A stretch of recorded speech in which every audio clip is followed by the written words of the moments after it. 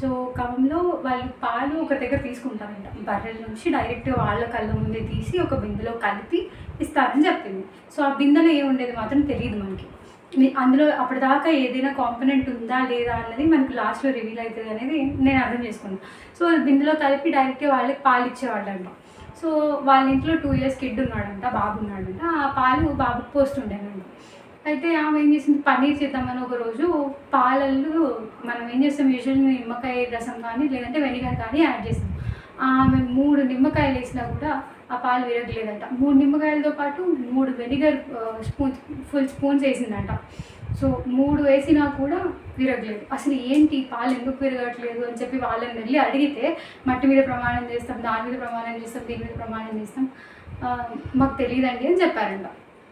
అయితే వాళ్ళు ఏం చేశారు అంటే ఫుడ్ సేఫ్టీలోకి వెళ్ళి వాళ్ళు ఆ శాంపిల్ ఇచ్చేసి వచ్చారు, మిల్క్ శాంపిల్ ఇచ్చేసి వచ్చారు. రిజల్ట్స్ ఇంకా ఏం రాలేదంట. సో రిజల్ట్స్ కోసం చూస్తున్నాం మేము. సో పాలు అనేవి ఫుల్లీ కల్తీ అండి. ఎందుకంటే మెజారిటీ ఆఫ్ దెమ్, సో మన ఇళ్ళలో మనం కూడా మోస్ట్లీ పాలు, చాయ్, టీ, కాఫీ ఏదో ఒకటి మిల్క్ తోటి చేసుకునే కాంపోనెంట్స్ చాలా ఉంటాయి రెగ్యులర్లీ. సో మనం మిల్క్ని కంటిన్యూస్గా తీసుకుంటున్నప్పుడు, డిమాండ్ పెరుగుతున్నప్పుడు ప్రొడక్షన్ కూడా ఎక్కువగా ఉండాలి కదండి. సో ప్రొడక్షన్ తగ్గిపోయినప్పుడే ఇలాంటి కథలన్నీ పడుతుంటారు జనాలు. సో ఇప్పుడు వచ్చిన ప్రాబ్లం ఏంటి అంటే మిల్క్లో ఉన్న కల్తీ. దాంట్లో చాలా కాంపోనెంట్స్ యాడ్ చేస్తున్నారు, చెప్పలేనన్ని కాంపోనెంట్స్ యాడ్ చేస్తున్నారు, కెమికల్స్ యాడ్ చేస్తున్నారు. నేను ఇది తెలుసుకునే క్రమంలో నాకు